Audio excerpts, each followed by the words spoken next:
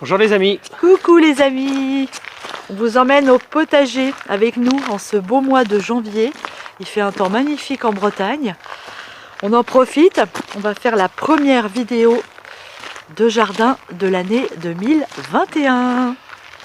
Alors on l'avait annoncé, on avait fait une petite vidéo donc avec ce qu'on a surnommé le FAQ.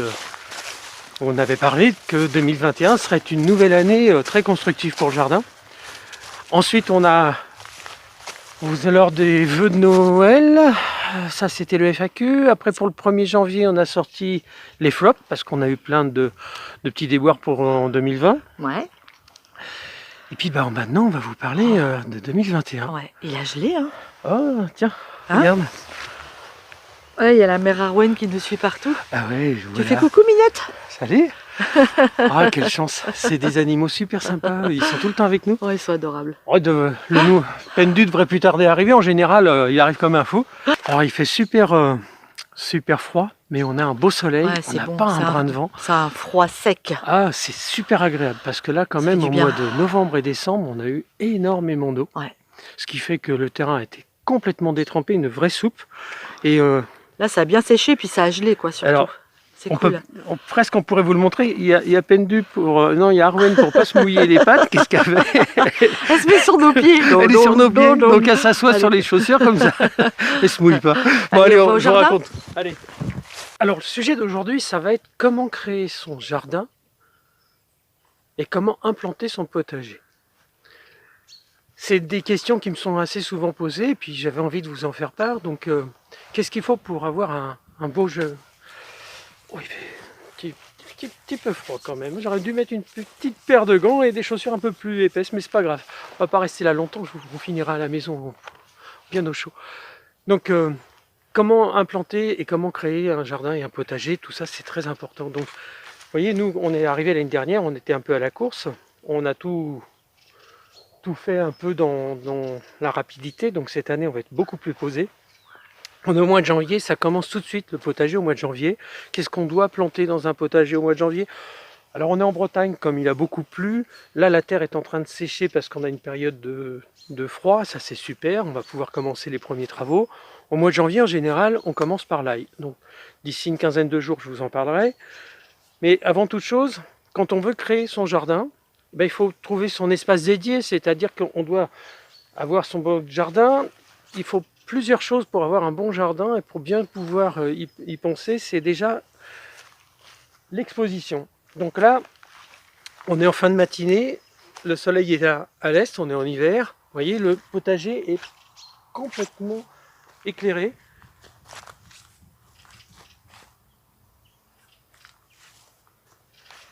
On a l'exposition sud.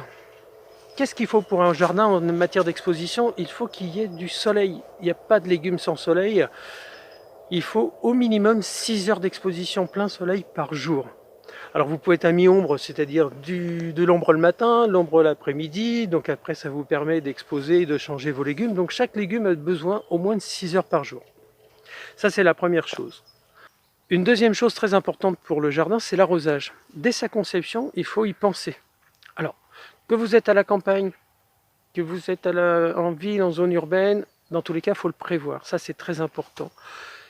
Prévoyez l'eau, c'est-à-dire que si vous avez un ruisseau, mettez une petite pompe dedans, faites-vous des bassins. Si vous n'avez pas d'eau d'un puits comme nous, on a la chance d'avoir, vous faites des récupérations d'eau. Vous pouvez faire un trou, mettre des bâches, faire une cuve ouverte, et puis vous irez récupérer votre eau dedans. Si vous êtes vraiment en zone urbaine, vous mettez des gros récupérateurs d'eau. Et sinon, si vous devez passer avec de l'eau de ville, ne la mettez pas directement sur vos légumes, laissez-la reposer, que l'eau de javel qui est dedans et les produits qui sont dedans s'évaporent de façon à ce que l'eau soit le plus neutre possible. Troisième chose qu'il faut toujours penser, c'est les outils. N'investissez pas trop dans les outils. On n'a pas besoin de grand chose, on a besoin d'une grelinette, on a besoin d'une bêche, d'une fourche bêche, on a besoin d'un râteau, d'une griffe, d'un semoir, de quoi d'autre, une grelinette, je ne sais plus si je l'ai dit, enfin voilà, une dizaine de petits outils.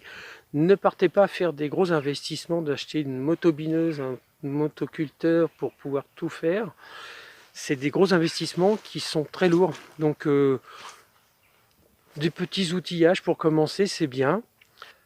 Alors les outils, c'est en fonction de la taille de votre jardin, bien sûr. Jusqu'à 200 mètres carrés, vous n'avez pas besoin de beaucoup d'outillage. Alors, il y a toujours cette histoire de la première fois qu'on a le jardin, qu'on crée, donc passer la motobineuse ou passer le motoculteur. Ça peut se louer parce que vous n'en avez pas beaucoup de besoins. Et vous le louez, il y a des sociétés qui font ça très bien. Et puis, ça vous coûtera une centaine d'euros pour faire votre motobinage du jardin. Et puis après, bah, vous verrez. Et puis après, une fois que ça a été labouré une première fois, le terrain, il n'y a plus besoin normalement de revenir dedans. C'est surtout quand on crée un espace qu'on n'a pas de jardin, la terre n'a pas été travaillée, donc ça fait gagner beaucoup de temps. Ensuite, bon, bah voilà, tous les gros jardins qui dépassent 200 mètres carrés, enfin je dis gros jardin, à partir de 200 mètres carrés, effectivement, il faut penser un peu différemment, il faut avoir d'autres outillages, l'arrosage automatique, enfin, il y a plein de choses comme ça qui se mettent.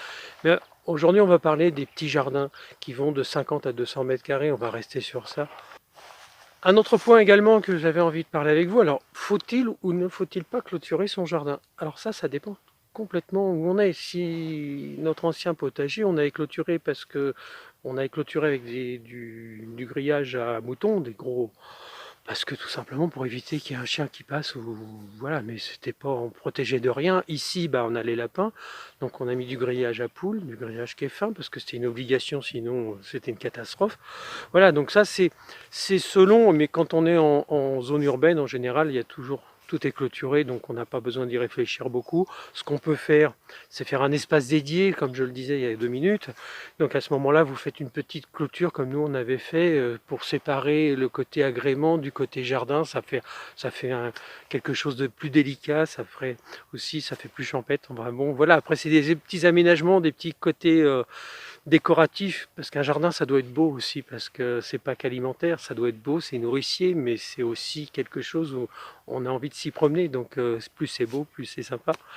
Autre chose aussi qu'on doit prévoir dès l'implantation d'un jardin, c'est l'implantation des serres.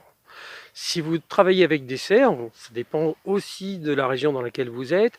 Est-ce que vous avez une serre à semis? Est-ce que vous faites une petite serre pour les tomates? Enfin, voilà, ça va dépendre un peu de ça. Moi, je préconise très sincèrement de mettre des serres pour les produits d'été, donc la tomate particulièrement, donc vraiment faire une serre à tomate. Nous, on fait aussi ce qu'on appelle la serre du sud, où on met nos concombres, nos cornichons, non pas les cornichons cette année, on met concombres, melons, poivrons et piment. Voilà, en général on met ça et tout le reste on le met en extérieur. Et ben, cette année, on fait un petit retour avant d'aller se mettre au chaud. Bon, bah la serre, vous voyez, la bâche est morte. Mais dans tous les cas, comme on avait eu le mildiou, on devait la démonter pour pouvoir la nettoyer à l'eau de javel ou un produit du vinaigre blanc, je sais pas, on n'avait pas encore décidé vraiment le produit qu'on allait mettre, parce que le mildiou ça laisse une présence, et donc c'est des champignons, vous allez les retrouver l'année d'après. C'est en général quand il y a eu le mildiou une fois dans une serre, il faut tout démonter, tout nettoyer, voire changer la bâche parfois, c'est obligatoire. Donc qu'est-ce qu'on va faire de cette bâche qui est esquintée? Je vais la récupérer au plus possible, et je vais me faire mes tunnels, parce qu'il y a une partie de nos plantations qu'on va faire sous tunnel cette année. Ah, je vous ai dit. Voilà, allez, on va vite se mettre au chaud, parce que je crois qu'on a tous froid. Bon, ça y est, on est revenu dedans. On s'est mis bien au chaud. Oh, bah, il y a un chat qui profite, là. Ça, hop, ça y est, tu veux partir? C'est Pendu, donc il vient faire ses câlins de temps en temps. Donc, petit quart d'heure dehors, fait bien frais, donc j'ai hâte de commencer mon jardin, pour être très honnête. Il me tarde d'aller travailler dans le jardin, de faire plein de choses. Alors on a pris pour parti, nous, de prendre un cahier. Ce cahier nous accompagne tout le temps. Donc vous voyez, ça c'était, je vous montre le précédent. On fait des dessins de nos jardins tout le temps. Donc ça c'était l'ancien jardin, donc c'était l'année 2017, voilà, c'était notre première plantation. Voilà, après on avait fait évoluer notre jardin, c'était l'année 2018, voilà, ça c'est 2018. Et puis on est arrivé ici 2019, on n'a pas fait de potager puisqu'on avait fait le Tour de France. Et puis ça c'est quand on est arrivé ici, on a défini la zone comme je vous ai dit, donc l'exposition, l'arrosage, les outils de clôture, enfin tous ces points qui sont à faire et à prévoir dès le début. Voilà, ça c'est le cahier pour 2020 où on voit le mandala, son implantation. Et puis cette année, 2021, je peux vous montrer le mandala version 2021. Alors, à quoi ça sert un cahier? L'utilité du cahier, c'est pas pour se rappeler ce qu'on a fait l'année d'avant, c'est pas pour garder la mémoire de ce qu'on a fait, c'est surtout pour prévoir. Donc, quand vous marquez tout sur votre cahier, vous préparez l'implantation de tous vos légumes, vous connaissez votre terre avec un peu de recul, vous savez s'il faut rajouter du compost, que le terrain soit bien drainé, que la terre soit lourde, ça dépend des variétés de légumes, ça dépend de ce que vous avez mis, et surtout, il ne faut pas oublier les associations négatives et positives de chaque légume. Donc, quand on prévoit ça, ça permet d'être mieux centré sur ce qu'on va faire, et ça permet aussi d'établir les quantitatifs qu'on veut faire par rapport à notre jardin. Alors, on en a parlé en 2 minutes. Si vous n'avez que 50 mètres de jardin, vous ne pourrez pas tout planter pour nourrir une famille, c'est très très compliqué. À mon avis, il faut un peu plus de 200 mètres carrés pour réussir à nourrir sa famille complètement, à être autonome en légumes. Mais si vous avez 50 mètres carrés, vous ne plantez pas de pommes de terre, vous ne plantez pas de potimarron, vous faites des tomates, vous faites de la fraise, vous faites des courgettes, vous faites des haricots, et vous mettez un peu de blettes, un peu de céleri, mais vous ne mettez pas 50 000 choses. Si vous avez 100 mètres carrés, vous mettez une autre production, c'est-à-dire que là, vous pouvez rajouter du melon, vous pouvez rajouter des cornichons, vous pouvez rajouter tous les aromatiques. Enfin voilà, tout ça c'est évolutif par rapport à la place que vous avez. Mais même qu'avec 20 mètres de jardin, c'est toujours possible de faire quelque chose. Si vous n'avez que 20 mètres, vous faites que des aromatiques et des plants de tomates, ça va être génial, parce que ça suffit aussi, il faut se faire des plaisirs. L'essentiel, c'est de mettre les mains dans la terre. Donc le cahier vous permet, quelle que soit la taille de votre jardin, de préparer votre année de culture. Voilà, je reviens un peu à ce qu'on s'est dit. Donc vous allez voir, cette année, on va partir de ça. C'est relativement simple d'implanter un jardin, de le créer. Il suffit d'aller trouver son espace dédié. Je suis coupé, excusez-moi. Et donc on crée son espace, on se trouve son espace. Regardez surtout l'exposition au soleil, c'est très important. Prévoir tout le reste aussi, petit à petit. Et puis une fois qu'on a préparé ça, il y a les premiers travaux, il y a qu'est-ce qu'on apporte, qu'est-ce qu'on met, on aura l'occasion de discuter de tout ça. On est au mois de janvier, début janvier. D'ici la fin du mois, je vais planter l'ail. Alors ça dépend des régions, mais il y a déjà, moi je reçois des messages assez régulièrement, il y a déjà des gens qui ont fait les plants d'oignons, les plants d'ail, qui prévoient, enfin bon c'est génial, mais on va y aller crescendo. Il y a une autre utilité du cahier, je reviens dessus, c'est que de conserver nos petits plants comme ça d'année en année, il y a la rotation des cultures aussi qu'il ne faut pas oublier, c'est-à-dire qu'on ne met pas les pommes de terre 2 années de suite au même endroit parce que la terre elle s'épuise. Ça c'est des petits rappels, parce qu'une rotation de la pomme de terre ça va sur 4 ans.